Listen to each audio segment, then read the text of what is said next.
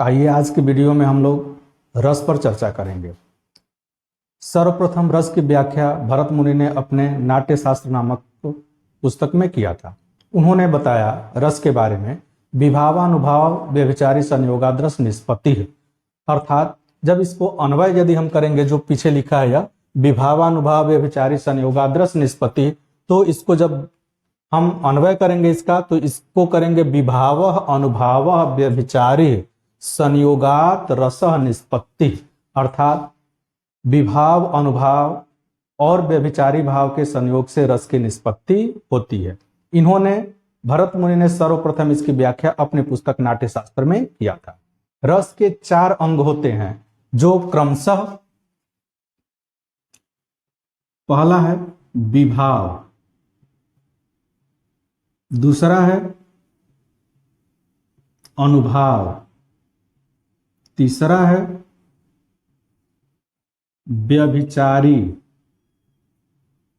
या संचारी भाव, और चौथा इसका अंग है अस्थाई भाव।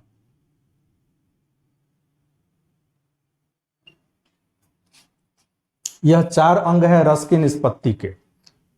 तो उन्होंने बताया कि विभाव अनुभाव व्यभिचारी भाव के संयोग से रस की निष्पत्ति होती है। साधारणतया हम समझ ले, रस को अंग्रेजी में हम फीलिंग्स कहते हैं। अर्थात किसी भी परिस्थिति को देखने सुनने से हमारे मन में जिस तरह के भाव उत्पन्न होते हैं, उसी भाव को हम रस कहते हैं। तो जैसे मान लीजिए कि आप, जैसे एक पद है, अजगर ही लखी एक और मृगराय विकल बटोही बीच ही पर्यो मूर्छा खाए। मतलब कि एक ओर शेर है, दूसरी ओर मृगराय है। मृगराय का मतलब शेर होता है, एक ओर शेर है और दूसरी ओर अजगर है। और बटोही है, एक ओर शेर को देखता है, दूसरी ओर सर्प को देखता है। उस दोनों खतरनाक जीव को देखने से उसके मन में भय उत्पन्न होता है, वह मूर्छित होकर गिर जाता है। तो जब शेर और अजगर को देखकर उसके मन में जिस तरह के भाव उत्पन्न होंगे, वही भाव रस दशा को प्राप्त करते हैं, वही रस दशा की प्राप्ति होती है, उसे ही हम रस कहते हैं। तो हम कह सकते हैं कि किसी काव्य को पढ़ने, सुनने, नाटक को देखने से पाठक या श्रोता के मन में जिस तरह के भाव उत्पन्न होते हैं, उसी भाव को हम रस कहते हैं। अब आइए देखते हैं, यह 4 अंग है, 4 अंग का मतलब क्या क्या है। पहला इसका अंग है विभाव। विभाव का मतलब क्या होता है, इसको जान लें। विभाव का मतलब है कि जिस तरह की परिस्थिति में रस उत्पन्न होता है। जैसे हमने कहा कि एक ओर अजगर को देखकर और दूसरी ओर शेर को देखकर बटोही अर्थात पथिक के मन में भय उत्पन्न हुआ। और जब किसके कारण भय उसके मन में उत्पन्न हुआ, तो शेर और अजगर के कारण। तो शेर और अजगर ही यहां विभाव है। और किसके मन में हुआ, पथिक के। तो पथिक भी विभाव है। अर्थात अगर कहा जाए कि विभाव के 2 रूप होते हैं। एक होता है आलंबन विभाव, दूसरा होता है उद्दीपन विभाव। आलंबन विभाव और उद्दीपन विभाव। आलंबन विभाव क्या होता है, जिसके मन में और जिसके कारण कोई रस की स्थिति उत्पन्न होती है। तो जैसे जो पद हम लोग ने कहा कि एक ओर अजगर ही लखी एक ओर मृगराय विकल बटोही बीच ही पर्यो मूर्छा खाए। तो किसके मन में भय उत्पन्न हुआ, तो पथिक के मन में। तो पथिक भी विभाव है, और शेर और अजगर के कारण उसके मन में भय उत्पन्न हुआ, तो शेर और अजगर भी विभाव है। तो यह देखा जाए कि इसकी स्थिति बनती है। आलंबन विभाव के 2 भेद होते हैं। एक होता है आश्रय और दूसरा होता है विषय। आश्रय वह होता है जिसके मन में भय, प्रेम, हास्य इस तरह की भावना उत्पन्न होती है। और विषय वह होता है कि जिसके कारण यह उत्पन्न होता है। तो यह आश्रय होता है और विषय होता है। दूसरा इसका भेद उद्दीपन होता है। उद्दीपन का मतलब तेज करना। अर्थात कि जैसे यह इसी के उदाहरण से हम लोग देख ले। जैसे यदि हम इसको लिख भी लेते हैं कि एक ओर अजगर ही लखी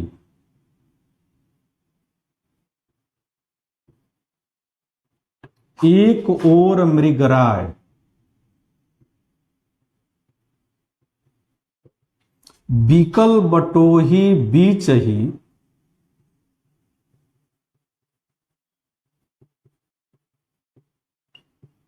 बीचही परयो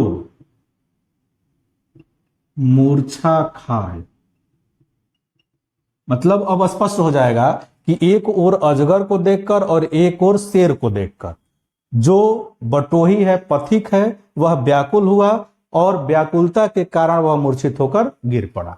अब देखें कि इसमें किसके मन में भय उत्पन्न हुआ, तो बटोही के मन में। तो आश्रय आपका यहां बटोही हो जाएगा, आप समझे। अब विषय क्या है, किसके कारण, अजगर और मृगराय, तो यह विषय हो जाएगा अजगर और मृगराय। मृगराय का मतलब शेर होता है, बाघ होता है, तो यह विषय हो गया। अब उद्दीपन विभाव क्या है, मान लीजिए कि शेर और अजगर को देखने से उसके मन में भय उत्पन्न हुआ, और यदि वही स्थिति हो कि जो अजगर है उस व्यक्ति को देखकर उसकी ओर फुफकारते हुए आगे बढ़ने लगे, अपना मुंह खोल ले, तो उसका भय क्या होगा, और अधिक बढ़ जाएगा। अजगर है उस व्यक्ति को देखकर दहाड़ने लगे, उसकी ओर झपटा मारने के लिए अपनी पोजीशन बनाने लगे, तो यह स्थिति हो जाएगा क्या, उसके भय को बढ़ाने वाला, तो वह उद्दीपन विभाव कहलाएगा। अर्थात इस परिस्थिति में शेर का दहाड़ना, अजगर का फुफकारना, यह उद्दीपन विभाव के अंतर्गत आ जाएगा। अब आगे देखते हैं अनुभाव। अनुभाव दो शब्दों के मिलने से बना है, इसके दो रूप हम करें तो एक हो जाता है अनु, अनु इसका उपसर्ग है और भाव स्थिति मूल रूप है। तो अनु का मतलब पीछे पीछे चलना होता है, अर्थात जब भाव उत्पन्न हो और उसके साथ साथ जो शारीरिक और मानसिक क्रिया हो, वह दोनों ही अनुभाव कहलाती है। अनुभाव में जैसे, अब इसी के आधार पर हम समझ ले, मान लीजिए कि व्यक्ति शेर को, अजगर को देखता है, तो देखने से वह क्या होता है, उसके मन में भय उत्पन्न होता है।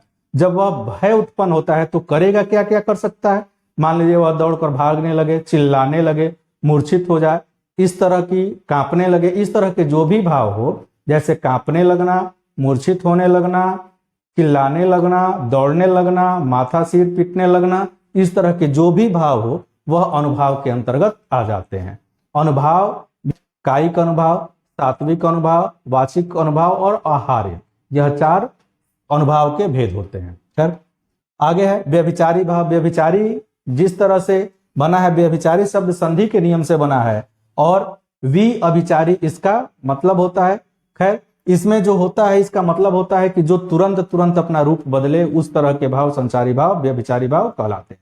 अर्थात जो श्रोता है, जो पाठक है, जो दर्शक है, उसके मन में कोई स्थिति परिस्थिति देखने सुनने से उसके मन में जिस तरह के भाव उत्पन्न होते हैं, वह कुछ समय के लिए उत्पन्न होते हैं, फिर स्वतः धीरे धीरे समाप्त हो जाते हैं, वैसे भाव संचारी भाव कहलाते हैं।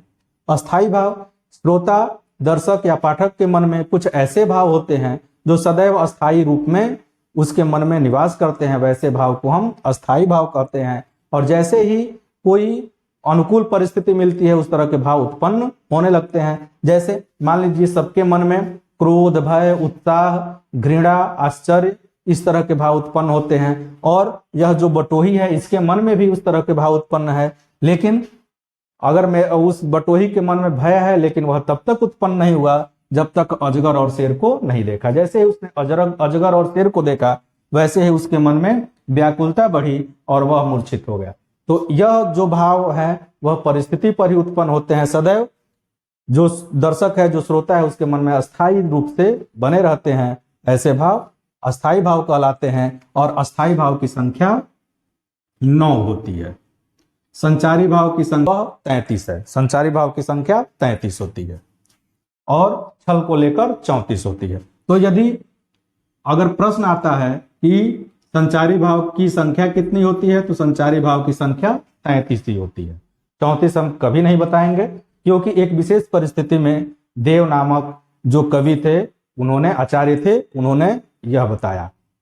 यह चारों रस के अंग थे और इसको हम अलग से एक एक करके पढ़ेंगे, समझेंगे। धन्यवाद।